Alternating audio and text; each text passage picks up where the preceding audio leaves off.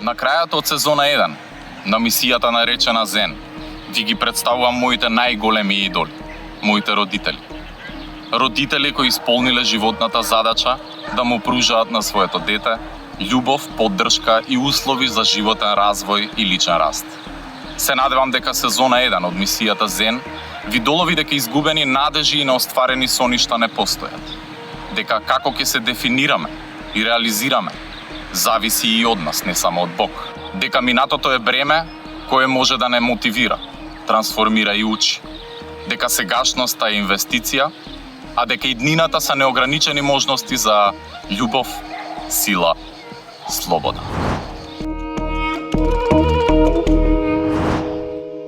Како изгледа да се родиш во странство и да живееш таму, а потоа да се вратиш во Македонија и да го поминеш целиот свој живот тука во Македонија? Каква е таа перспектива? Пред се би сакала да ги поздравам сите гледачи на ова прекрасна емисија, сите поддржувачи и сите лица со попречености. Моите родители потекнуваат од Египетска Македонија. Родени се во Египетска Македонија, Преспа, Ленинска околја, тоа се две соседни села, Грашно на Јорово. Уште од мали, од дедо, прадедо, прабаба, биле македонци, така останале и така ќе бидеме ние, така ќе бидете моите поколенија, за кои што многу се трудам да остане тоа, секогаш да го ценат своето и да бидат горди на своето потрекло. Моите родители уште од мали во земјоделски семејства, потекнуваат во земјоделски семејства и двајцата. Кога почна граѓанската борба, се приклучија веднаш и двајцата кон отпорот. Нивната цел и мисија беше да ја видат Македонија слободна и да ги уживаат правата како малцинство во Грција и да бидат равноправни со грчкото население. После завршување на граѓанската војна, моите родители завршија во Полска и двајцата. Татко ми беше многу тешко ранет. Беше детство на едно задоволство, на дружење, на деца од различни националности. Научени бевме во едно традиционално македонско семејство да ги почитуваме пред се постарите, родителите, да почитуваме јазик, култура, да почитуваме различност, да го почитуваме секој човек, без разлика на тоа кој е, што е и од каде. Јас имав другарки во моето мало, кој што една од другарките беше еврејка, друга беше белорускиня, трета беше украинка, четврта беше русинка, петтата беше еврејка. Едно мини, мало, да речем, национално богатство и се разбиравме. Необходно зборувавме исклучно на македонски јазик.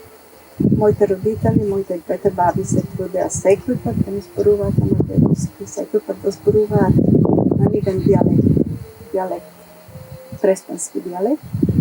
Имав прекрасно семејство, имав прекрасни родители кои што направија нашиот детски живот да биде навистина убав. Тоа беше друго време, се разбира поразлично од сегашното. Немаше компјутери, немаше телевизори, немаше во почетокот апарати електрични, така натаму. Меѓутоа, ние бевме многу среќни. И потоа се преселивте во Македонија. Кога би направила перспектива, како изгледаше твоето детство таму и потоа во адолесценција тука во Македонија? Каква е разликата да живееш во странство и да си на некој начин дома? Не знаевме никого. Тоа ни беше првиот удар. Значи не познаваш другарки, све си остави таму некаде, далеку. Не ги познаваш луѓето, не познаваш никого. Тоа беше тежок период. Меѓутоа, знаејќи го јазикот македонски, благодарејќи на моите родители, татко, мајка, баби, брзо се вклопив. Ние веднаш со сестра ми започнавме со средно училиште и потоа веќе во средното училиште се веќе запознавме, веќе повеќе другари, веќе повеќе се дружевме и некако се вклопивме. Меѓутоа, првите 2 години мислам дека беа преодни, беа тешки. Татко, ти си син на ковач и домакинка од Свети Николе и внук на дедо свој кој работел и бил познат мајстор на запрежни коли и на машини. Како изгледало твоето детство? Што те правило среќен, исполнет?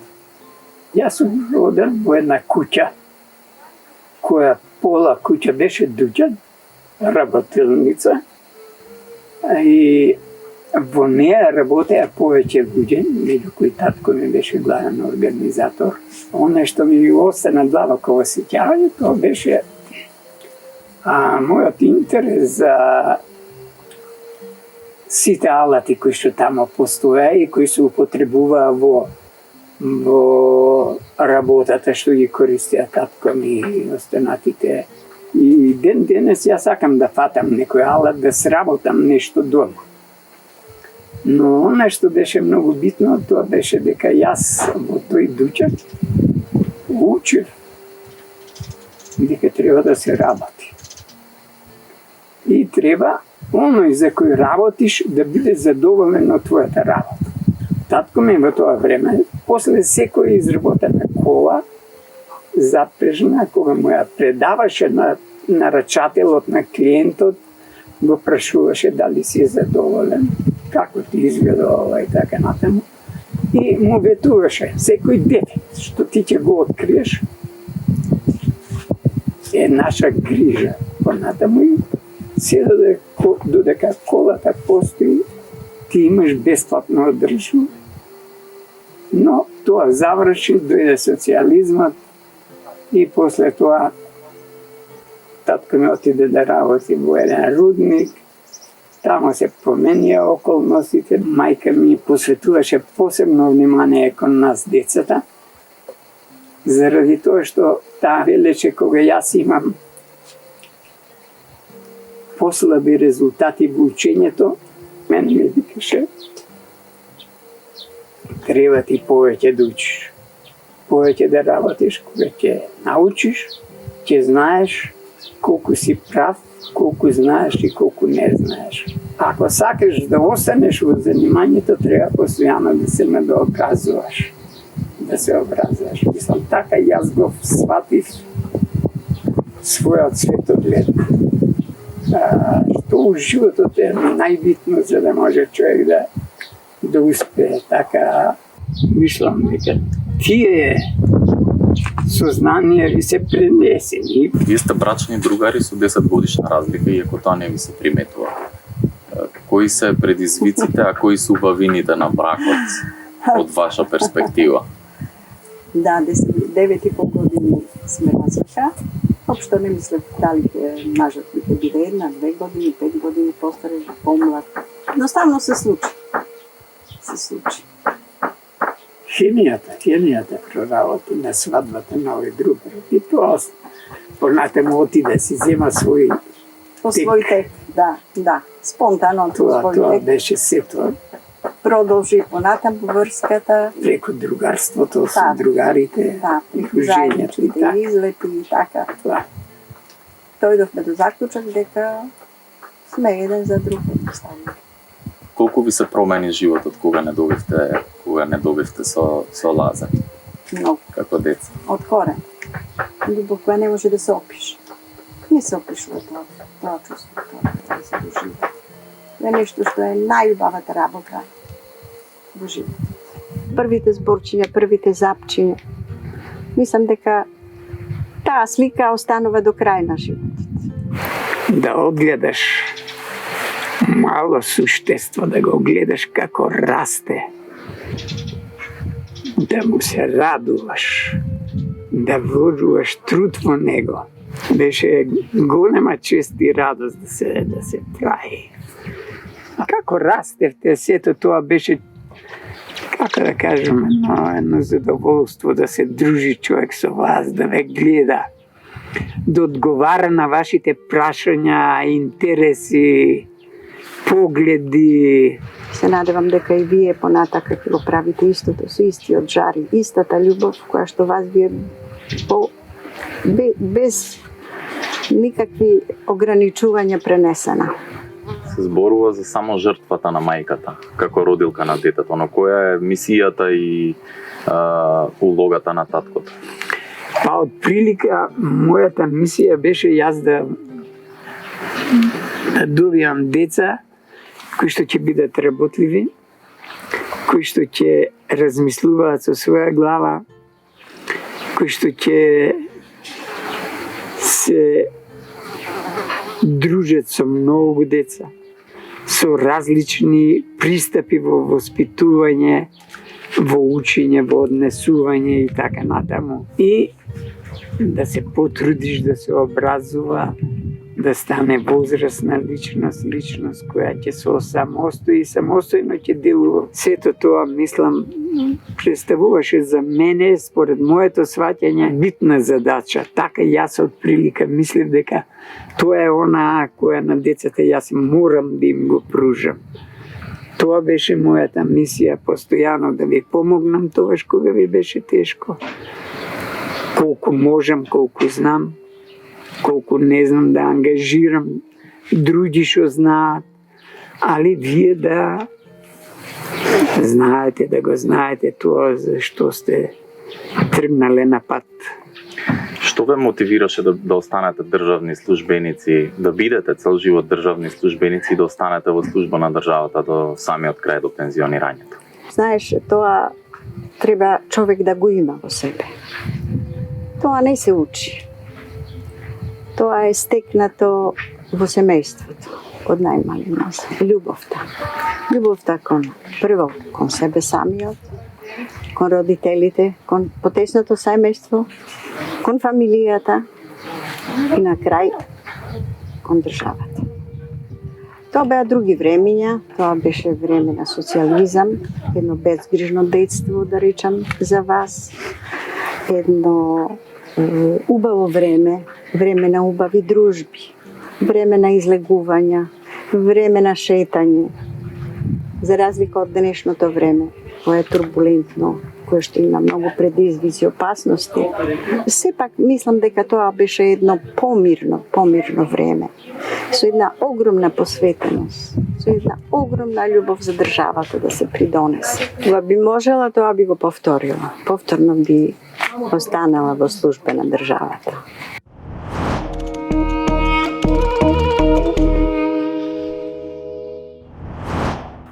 При изведување на овие вежби не треба да чувствувате никаков дискомфорт или напор. Истите треба да делуваат релаксирачки на вашето тело и ум.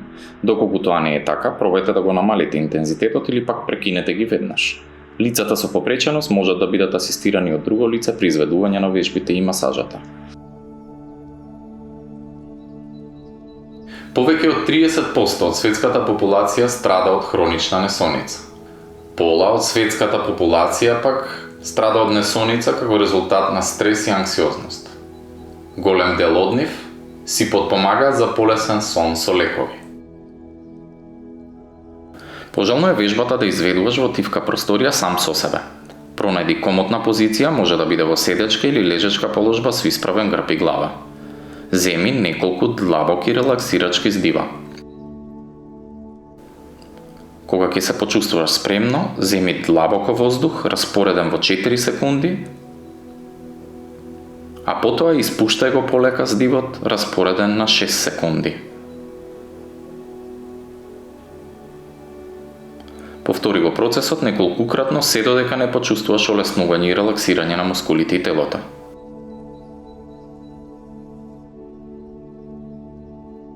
Надополни оваа вежба со масажа на акупресурните точки одговорни за полесен сон и опуштање. Масирај ја нагоре надолу, точката на сантиметар и пол до 2 под левата дланка. Веднаш десно до средишната точка на раката, точка наречена духовна порта. Масирај нежно од 2 до 3 минути. Уживај во зенот.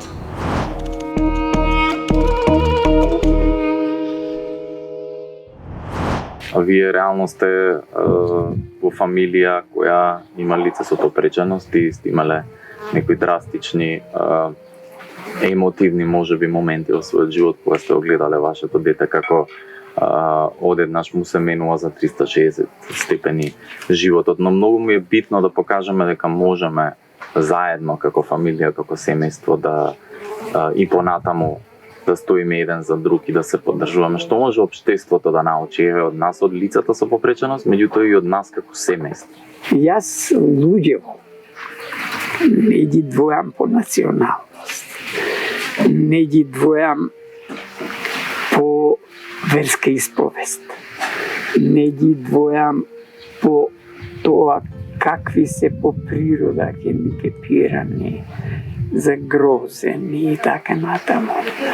Мислам дека сите луѓе се личности кои можат многу да придонесат за себе, за општеството, да постанат социјални личности со поголеми можности во искажувањето и на солидарноста. Помошта на нив е равноправноста, еднаквоста, солидарност. А тоа тука јас не само заради тоа што ти имам тебе. Јас го чувствував тоа и порано, го чувствувам и сега. Треба многу да се работи во системот на образование, во системот на вработување, во социјалниот систем комплетна промена. Не е битно само да ќе му даеш поддршка, помош, некаква финансиска. На тука два аспекта. Првиот е општествениот, колку општеството се грижи за лицата со попреченост, и втор аспект е за таквите лица и за родителите. Е уште потешко зашто тоа е шок. Шок кој што едноставно го носи човек во себе. Го носи, го чувствува и кога ќе нема помош од страна од општеството, тогаш едноставно се предава. Многу малку на тоа обрнуваме вниманието, психолошкиот аспект. Не само на лицето со попреченост, туку на семејството со кое што живее. Многу е битна психолошката поддршка. Имаме институции, да се разбутат институциите, да ангажираат психолози, да ангажираат терапевти, да ангажираат лица кои што би можеле да му помогнат на лицето со попреченост во вид на советник, на некое, да речеме, советување на ниво на општина, на град или на заедница, и да помогнат на семејството. Верувајте, семејството се соочува со многу поголеми проблеми. Да не зборувам за пристап, да не зборувам за финансиска помош и помош од секаков вид, која што општеството е должно да го пружи.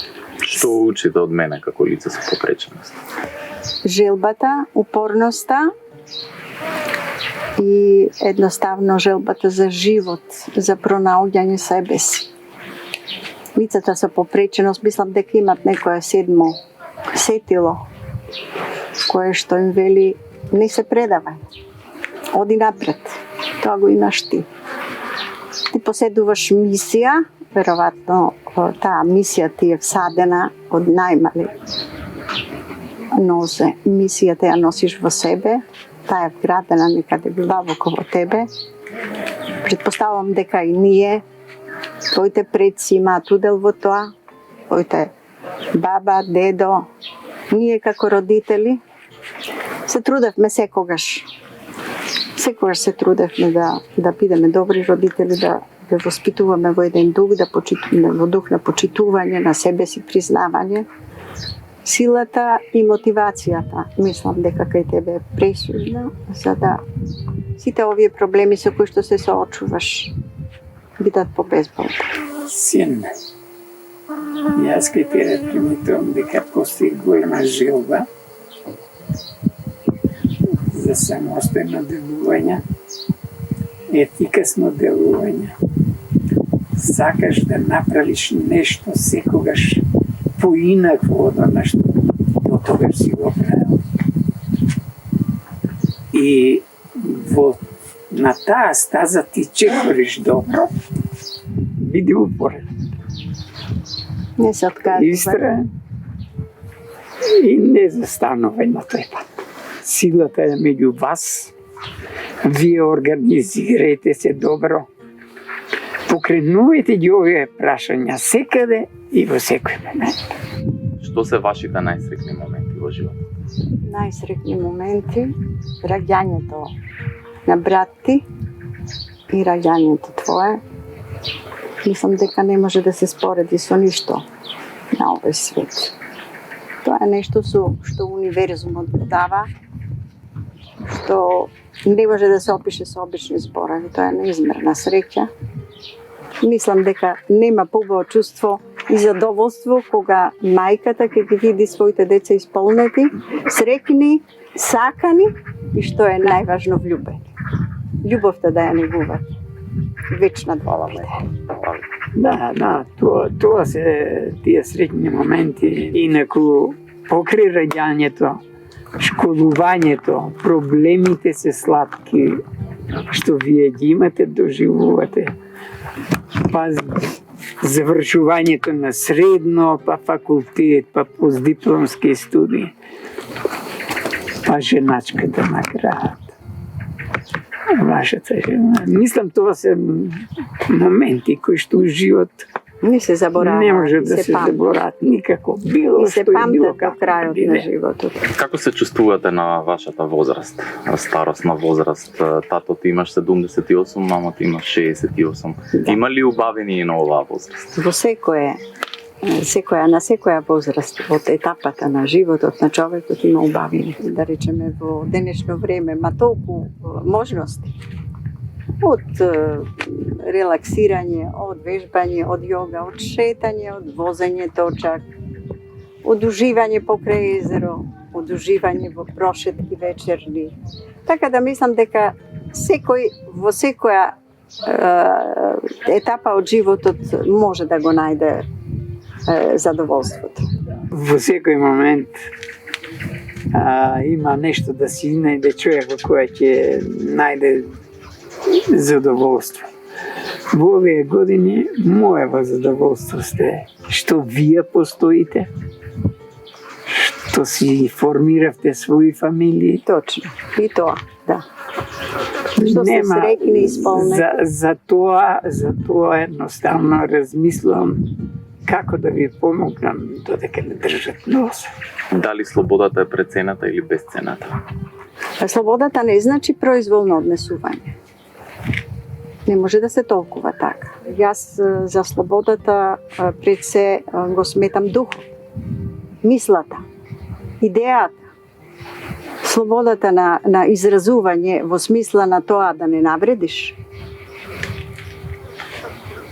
да не нарушиш основни правила, културни правила, правила на однесување кои што важат сегде во цел цивилизиран свет. За мене е тоа основна работа.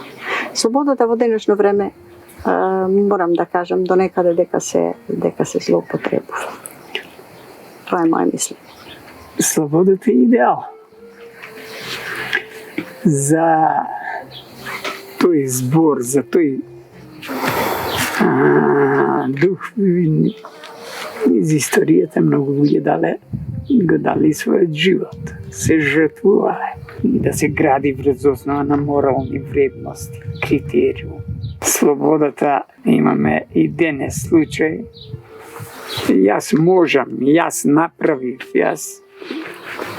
не знам, направила, ама дали требало да го направи, дали е морално, дали е врзано со интересите на сите или не, дали е негово размислување. Тука ние паѓаме на испит, као граѓани, као општество. Што значи да си силен како човек? Јас силата ја врзувам со моќта, а моќта е врзана со знаењето и умешноста. Да се справиш со одредени ситуации, да знаеш да решаваш одредени проблеми. Мислам, моќен е оној што знае, што умее, што прави, што создава, што има интелект. Тамо е моќта, идејата, па парите следат после. Тој степен кога и кај нас ќе се достигне, дека оној што знае, оној што уме, оној што замислил дека нешто ќе направи и докажува дека може да го направи, ако го следат сите и банки, и политика. Има се кај нас, за жал, тоа не пали. Нити функционира, тешко дека ќе функционира.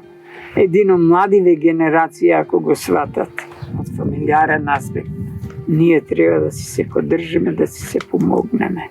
Тука треба да ја најдеме моќта во нашата сплотеност, заедништво, единство. Најважно за мене е емоцијата, таа го прави човек.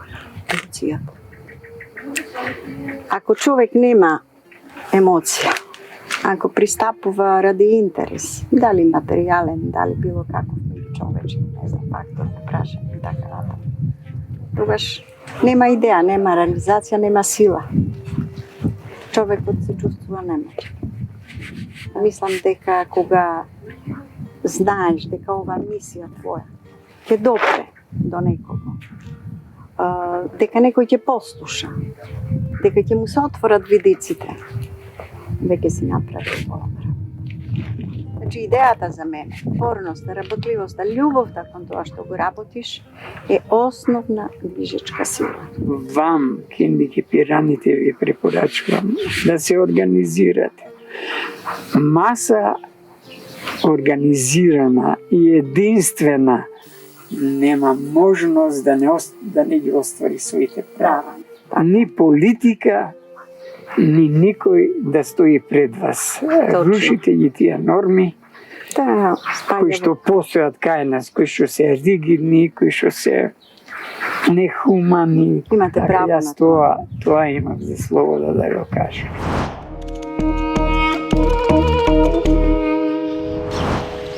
Јас сум Герет Рипков. Имам 39 години. Се соочувам со параплегија настаната како резултат на многу ретка состојба артериовенозна малформација. Не може да не игнорирате толку колку што може да ви дариме љубов. Не може да не дискриминирате толку колку што имаме сила. Не може да изградите толку непристапни тротоари и објекти колку што си ја сакаме слободата. Бидејќи нашата мисија се вика љубов, сила, слобода.